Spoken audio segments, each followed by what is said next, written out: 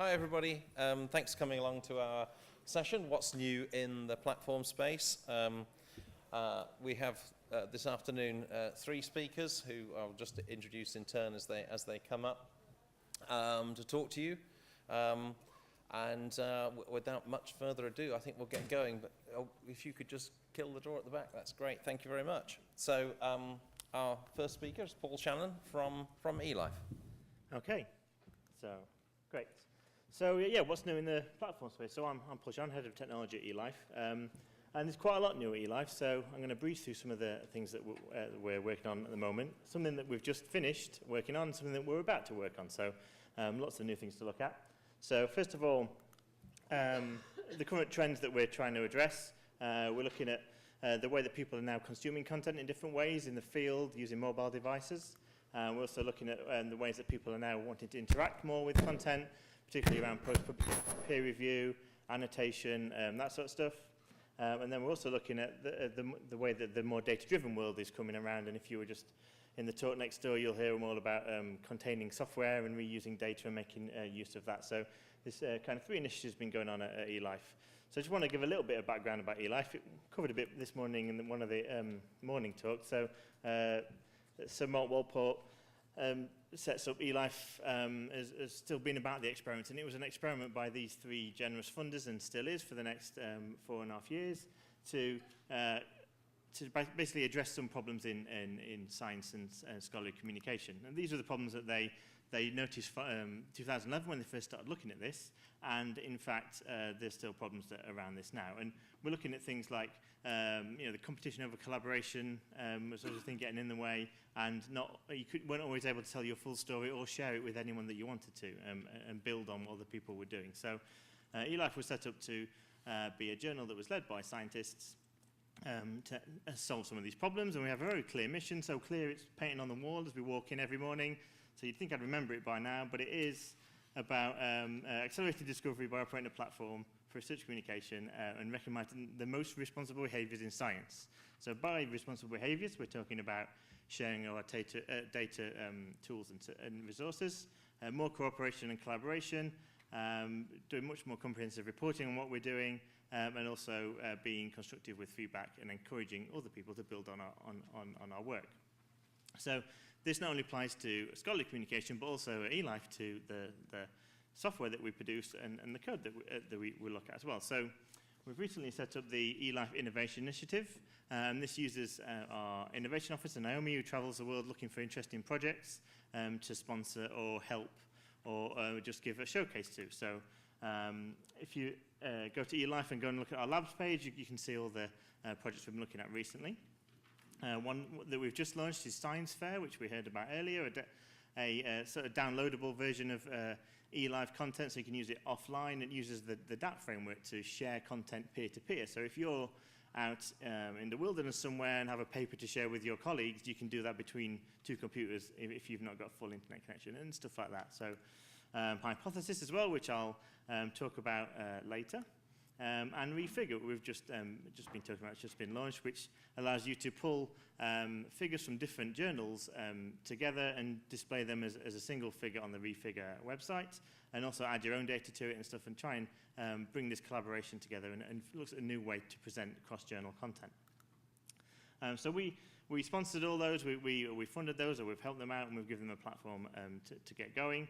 But one of the things that we've been building with our own teams and our helpers is eLife Continuum. So that's our continuous publication platform. It's open source, and it lets publishers do a lot more with their content. We're trying to commoditize the publishing infrastructure so that people can spend their time and their resources building new, interesting things in publishing rather than trying to concentrate on the basics of publishing. So that's why it's all free open source software. It's very modular, and it's built from the ground up with users in mind, with the scientists, the people that have been consuming this content. And it also provides machine-readable formats too, so we can look at additional applications that are built on it, and Science Fair is a great example of something that uses our API. And it's a community-maintained piece of software. The name of Continuum refers to the continuous publication, because we don't have issues and things. As soon as something's ready, we can publish it, but also the fact that it's constantly evolving as well. So we've got teams working on it right now on some features that I'll talk about shortly. And as I say, it's all free open source software and more information available. Easy to remember, developers.elifesciences.org. So just have a little look at how this addresses the need for people to be able to access content. This is what eLife used to look like before June when we launched the new version. And now it's a lot more mobile friendly. It will fit into different screen aspect ratios, and it puts the content first. It uses a thing called progressive enhancement, where it will deliver the content to the device and then start adding all the fancy bits around the side, all the scripts that make it nice when you're on a desktop, but not so much if you're on a slow, low-end computation device like a mobile phone or something like that. So you can see from the way we've pared down everything, there's no adverts or additional content on there. We're not trying to grab your attention with anything. It's all about the content first. And this is an example of the article where you can see that even the sidebar content is kept to a minimum. It's just really focusing on the important parts of what people are visiting the journal for. We've also split out the sections. So this is our neuroscience section, which, as you can see, compared to the old way, is a lot more focused on what the neuroscientists would like, and it's kind of a mini site for them to join. Our search as well is a lot more in depth, and again, a lot more content focused as well. And there's still work to be done on our search. That's one of our projects I might be talking to you about next year. So this is a nice view of what Continuum actually is physically. So quite a complex diagram there, but it just shows that this is very granular, it's very modular. You can reuse any part of this to augment an existing system, to build something new onto the system, or expand in different ways. It also means that we can build it a lot more quickly and move it forward.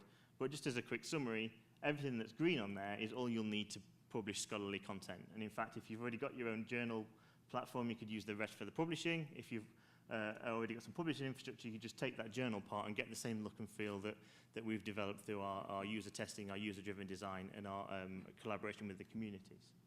So that's Continuum. That's what we launched that in June, and we're constantly evolving it, and it's available for other people to use, so please get in touch about that. Next thing we're addressing is annotation, and we're working with Hypothesis on this. So Hypothesis lets you annotate any website through their Chrome plugin. Gets you right down to the granular level of the content as well, so you can annotate a specific part. And then you can see here lots of different use cases. This one I quite like, where you've got the neuroscientists there actually annotating on their own paper and adding to the value after the publication and creating a discourse around their work. What we've done at eLife is we've helped Hypothesis build a publisher layer, which is an open source piece of software you can drop into existing systems, and it will be soon part of eLife and eLife Continuum as well. So you can see these layers now. You've got the public one, which we had before. You might have an internal one, like there's one here at a drugs company, that's just for your own internal discussions, and then you've got the moderated eLife version as well. And that basically replaces the really basic and a bit horrible blog-like commenting system we've got now, with something a lot more, seems a lot more scholarly, and it's got a lot more openness and shareability to it because it uses Hypothesis, which uses the W3C open annotation standard. So if you annotate using eLife, you can share that in other annotation software as well. And then this is kind of a mock-up of what it's going to look like. So you can see there you get all the comments and the discussion right alongside the content, nicely integrated. And the final thing, which we only announced recently, is our reproducible document stack. So we're working with Substance and Stencilla, a couple of organizations that are working on developing editors and markup and authoring tools over the next year to produce a computation reproducible document stack. So what we mean by that is something that will allow us to create documents that can be authored and then peer-reviewed and then published using the same type of document, not having to keep change it or take a snapshot like you would in a PDF or send a load of separate files around and lose them in GitHub or drop them in Dryad and miss them. You can add them all together as one big archive, and then the tools we're developing will help you publish that as well. So it takes on this idea that you kind of have your flat version there, and then as you progressively enhance it, you get a slightly more interactive version. Then you can see the code behind it, add your own data, and go even further.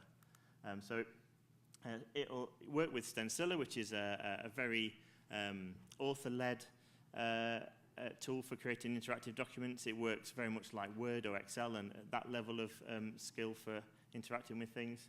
But then if you want to get more in depth, it will also work with Jupyter Notebooks and also R Markdown using R Studio. So, and we're also talking to other people like CodeOcean and so on how we can integrate other tools. So, because we really want this to be open and allow people to easily share documents with the context, the data, the interactivity, and the code all together in an easy-to-use format. So, as I say, we're working with Substance right now on this, and our goal is by the end of the year to have developed and published a working prototype of a reproducible document demonstrating the end-to-end technology all the way from authoring right through publication. And you can see the impact this might have on the way we peer review, the code, the software, and all that sort of stuff, and as well as how we can change the way that we display content so that it's more interactive, more live, and more relevant to today's use case. So that's what's coming up with Continuum next. So I'll just leave you with a quote from our editor-in-chief, and that's it from me. Thanks very much. Thank you. Hello. Adam White from Sage. That's really interesting. It's fascinating, everything that you're doing, really. I wanted to kind of drill in a little bit on what your expectations are with your hypothesis set out, and what proportion of articles you expect to become annotated, how far you expect people to go back in your corpus in order to add annotations. And just to, I don't expect any great business secrets, but what's your expectation in terms of usage? We're expecting to leverage the existing hypothesis community and bring those people to eLife a bit more. So we're expecting it to go up. We don't get an awful lot of comments at the moment. We're not sure whether that's people don't care or more likely the tools are pretty poor. Because this gives you the much more granular level. We found from our user testing, and one of the barriers for people to make comments is obviously they're putting their reputation on the line. So if they can make a point much more clearly, like with hypothesis, we're expecting more comments. So we are expecting to see an increase. The other thing we'll be doing is pushing the tool a lot more than we do now. And as we'll be developing the tool, we can look at more ways to annotate further into the process. So we'll be discussing it with all our authors and encouraging them to get onto their own content and update it. Some of the larger, more cited, more visited papers, we're going back to authors and encouraging them to get involved. So as we're building it now, we're basically launching it on eLife behind a closed door for a few days while we get authors and existing editors and so on to start adding things in. We'll also be importing all our existing comments in there. So we should have quite a large corpus, which might get people to engage a little bit more. So hopefully that pays off. Thank you, Simon. Thank you to ALPS for inviting us to talk this afternoon. I'm going to talk to you about the e-books and e-journal platform delivery markets and some of the trends that we observe over the last 10 years, as well as some of the difficulties that publishers had when setting up their own platform.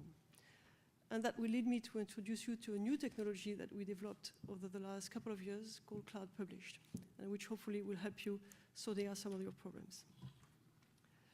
The first market trend that we observed comes very much from the end user, and that is the librarian of university or large academic institutions.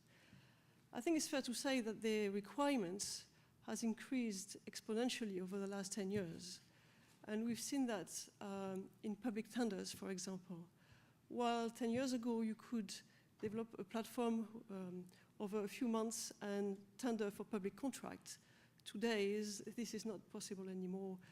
It would take years and years of development to answer to all the requirements and tick all the boxes. And I've listed here some of the features that are required, and they include a choice of authentication options, a choice of business models, e-readers that include features for visually impaired people as required by the European legislation. They are asked for full text search, especially if they have open access, because authors need to find themselves on the spot. They want counter-compliant user statistic with sushi protocols. They want TIMA code to replace the BIC and BICSAC codes. They want integration with the library management system, EDI, and so on. And that, of course, has put a lot of pressure on the suppliers who have to keep investing to develop new features.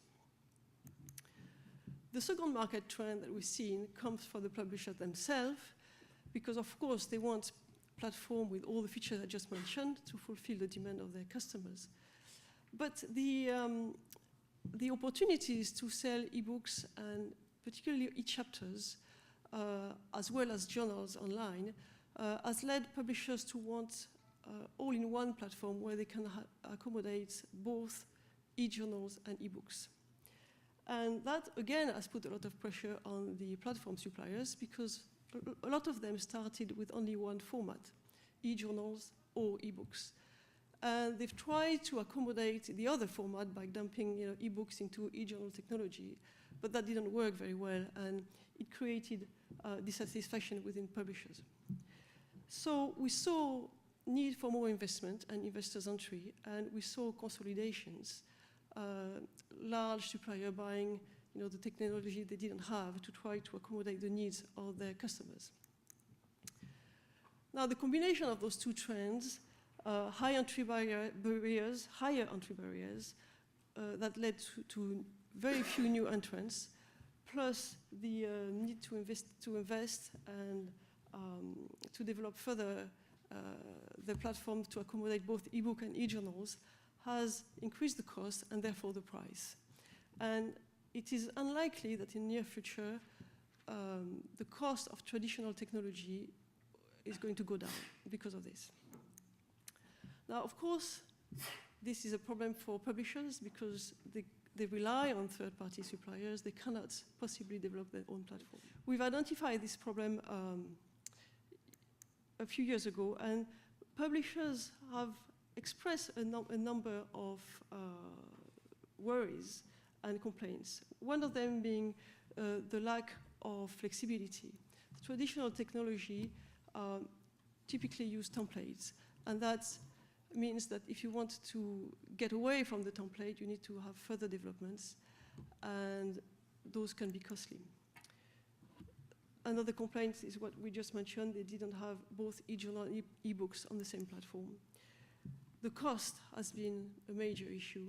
Publishers have felt that they didn't get value for money with platforms that could easily cost £100,000 and more for a sophisticated solution. And then they felt that the platform had been built to fit the needs of very large publishers, and upgrades that they required were not very taken into consideration, what the needs of larger publishers were fulfilled. Updates have been an issue as well because they are costly. Most of them had to pay for updates, so that the website were becoming obsolete at very quick pace, to such an extent that the publishers have to buy another website every 5 years. And of course, some of the suppliers have come to the hand of competitors, and that's created quite a bit of crispation in the industry. So we've identified those needs a couple of years ago, and at the time we were an aggregator, and we had a lot of praise from our customers for the quality of our technology. And we thought it would be a good idea to share our technology with publishers. So instead of selling our e-content to library, we would sell our technology to publishers. That, of course, required further development, which we've done. And we tried to develop a solution that fit the market needs, and that is a solution that accommodates ebook and e-journal together, that are sophisticated enough to provide all the tools required by the largest institution, that are reliable, flexible. That means that a publisher could do whatever they want. They could have their own design, and they could integrate the tools that they need, and not more than the tools that they need to keep the cost low. And that would be affordable to all publishers. And this technology is now available. It's called Cloud Publish. So what is Cloud Publish? Well, it's an innovative and unique API-based cloud technology that enables publishers to deploy their bespoke e-content platform powered by a shared advanced software. So a good way to see this is to imagine a toolbox. And the toolbox is on the cloud. Within this toolbox, you have a range of tools and features that you can use to create your website. And those tools can be, that's the engine of your website. And those tools can be linked to your design thanks to an API. So the API is what links the technology to your design. And what you can do with it is two different things. You can either create a brand new website, so you create a design that is your bespoke design, and then you pick and choose the tools that you need to create your platform. Or if you already have a website, but are missing some of the features, you can pick the tool that you need. For example, you may want a full text search that you don't have. Well, you can take the full text search tool and integrate it to your existing website. The benefits, of course, are very large because, first of all, you have a very large set of tools. You can accommodate ebook tools, you have e-journal tools, but also e-chapters. You can set issues. You can have search tools, sophisticated search tools. You can create as many business models as you want, and so on. It's quite easy to integrate different formats on the same platform, and I mentioned ebooks and e-journal, but you can also integrate e-videos. You have a great flexibility to create the website that you need because you can have your bespoke design. You don't need to fit into a template. It's highly reliable. Why is it reliable? Well, for two reasons. The first one is that the tools that you integrate already work. They have already been tested. And the other reason is that it's hosted on the Amazon cloud, which provides us with a 99.95% reliability, as well as almost infinite computing power. The developments, of course, are much quicker, and as a result, the cost is a fraction of the cost of traditional technology. The maintenance costs are also much lower. And last but not least, updates and new developments are deployed at the same time to all publishers. Large publishers, medium-sized publishers, small publishers, all have the same update deployed at the same time because we update our toolbox, our engine, and this is made available to all publishers at the same time. And they are free. They are part of the service. The consequence is that you have a website that you can keep for many years. You can update your website. You can upgrade it gradually as your business develops by integrating more tools. You can start with the e-journal website and then integrate later on the ebooks and the e-chapters, add different features. And hopefully that will help you to create a bespoke website that is reliable and within your means. Thank you very much. Yes, Tasha Malinsko in Microbiology Society. So this sounds not dissimilar to some of the stuff that Christian was talking about earlier with Cocoa. Who's using it? Well, we have a number of publishers who have already signed up for it. Some of them are ALPSP members. We have German publishers, we have American publishers, and British publishers. But we can give you more details if you come to see us. Sorry, I wasn't very clear. Sorry, I meant, do you have publishers on there who are journal and book publishers, or is it at the moment currently just journals or just books? We have publishers who have both. There you go. Hello. So I am Violaine Iglesias, and I represent a technology company that's called GVPi. We are the oldest new kids on the block on this panel, and probably in the history of startups. We actually have 3 decades of experience developing content hosting platforms for publishers and associations. We have so far remained fairly hidden from the public eye, but obviously that's changing now. So we have spent the last couple of years expanding our industry participation and customer base. And during that time, we've talked to countless publishers about their platform needs. And really over and over again, we heard 2 things. A, we feel like technology is holding us back. And 2, every publisher, everybody's on the same platforms, but everybody wants something different. So we're faced with a dilemma. If we were to work with more publishers, we need to be able to provide economies of scale. But we also wanted to preserve the qualities that have made us different so far, which were our nimbleness and our flexibility. So was there a way to meet publishers' platform needs without recreating yet another platform based on the same one-size-fits-all model? It feels like we're all trying to say the same issue. So these discussions let us try and take a fresh look at the age-old build versus buy conundrum. This is most likely it is in the first talk you're listening to about build versus buy. Some of you have given talks about build versus buy. So we all know the advantages and the disadvantages of building versus buying. On the one side, the build side, you get more flexibility and control, but it may be a large investment in time and resources. On the other side, the buy side, you have more safety, but also a lot more constraints. And the reality is most publishers aren't able to build their own platforms, and they probably don't want to build their own platform from scratch anyway. So there does seem to be a growing market demand for a more flexible framework among certain categories of publishers.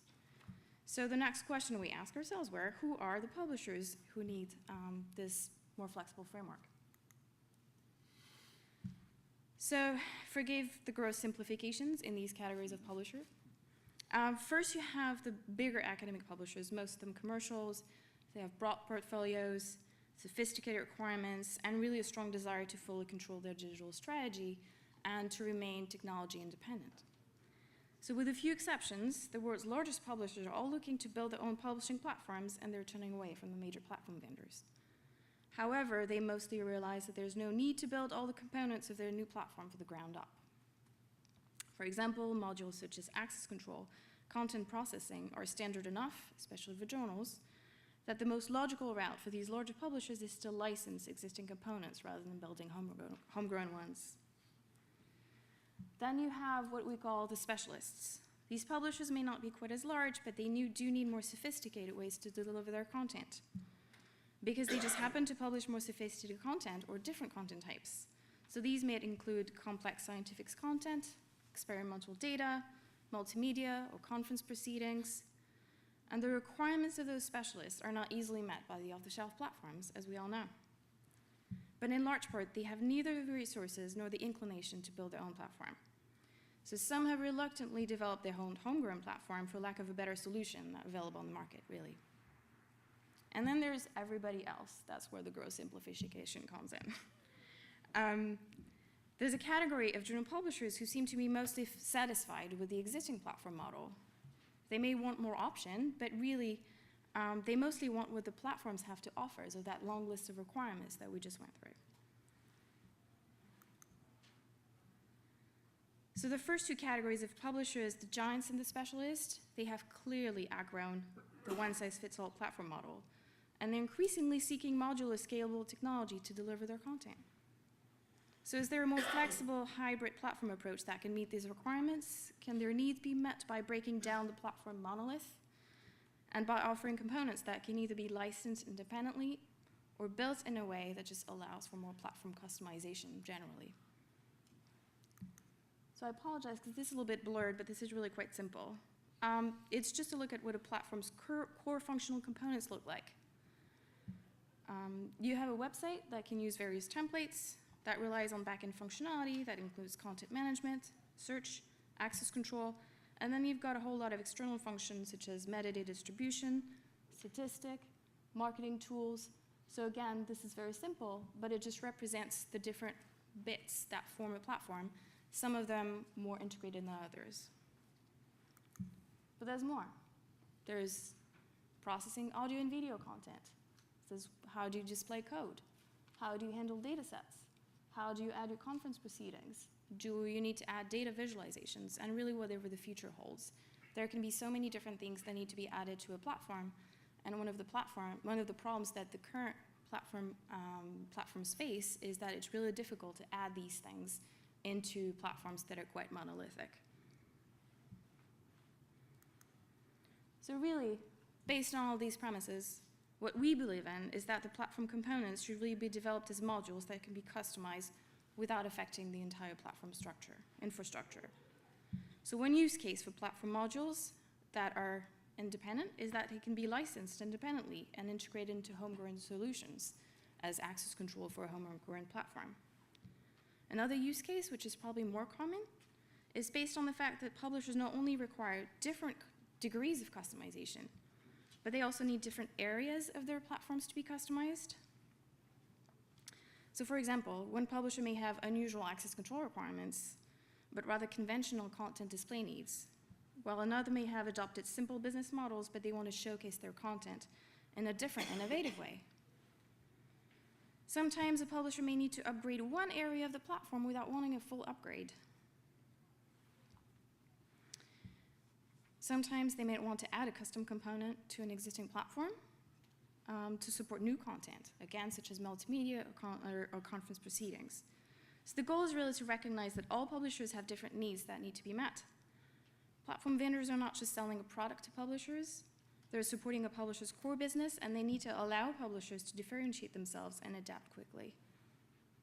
So those varied needs can be met with the same core technology as the entire framework is natively modular, and I think all the talks that we had today about platforms really agreed to that.